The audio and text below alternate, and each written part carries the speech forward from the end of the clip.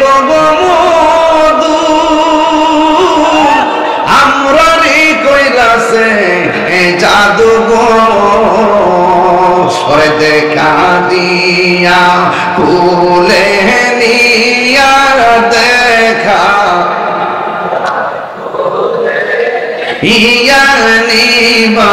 মনের বেদনা আমার মন হইয়াছির দিওয়ানা দয়াল নামে এত মধু দয়াল নামে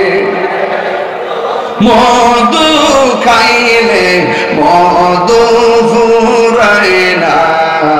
আমার মন হইয়াছির দিওয়ানা ও তোমার পাইবার আসি ঘুরতেছি পাগলের বেশে গো ওরে দেশি বিদেশ সবাই দেশি বিদেশে ঘুরি আমি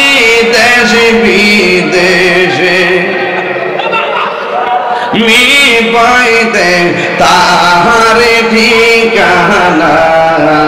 আমার মন হইয়াছির দিওয়ানা একটা জবান বন্ধ রাখবেন না মহব্বতে মায়ার সুরে বলুন সুবহানাল্লাহ এই পাগলাকে মারতে মারতে এমন ভাবে মায়ের শুরু করলো জবানের ভিতরে একজনের জিকির জবান খুলে গন তিনি কে আর মহব্বতে গন তিনি কে এবার যখন উনাকে মাটির মধ্যে ফালাইয়া গরম মাটির মধ্যে ফালাইয়া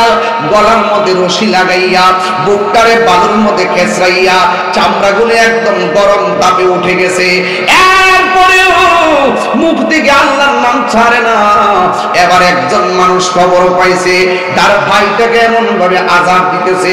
এমন ভাবে কষ্ট দিতেছে আজকে দেখেন আমার ভাই দীপু ভাই এলাকার ভিতরে কোনো মেয়ের যখন বিয়ে হয় না এবার যখন কোনো বিয়ে হয় না এই যুবকের দল এলাকায় যখন কোনো মেয়ের বিয়ে সমস্যা হয় তখন আমার ভাই দীপু ভাই তাকে সহযোগিতা করে এলাকায় যখন ঘরের প্রয়োজন হয় তিনি সহযোগিতা করে এটাই হলো মুসলমানদের নিয়ম এক মুসলমান বিপদে পড়লে আরেক মুসলমান পাশে দাঁড়াইতে হবে আজকে দেখেন দেহটা দূরে হতে পারে ফিলিস্তিনটা দূরে হতে পারে ইসরায়েল যেইভাবে বোমা মাইরা মুসলমানদেরকে মারতেছে যদিও দেহটা দূরে আছে কিন্তু অন্তরটা কাইপা উঠে কথা কোন ঠিক কিনা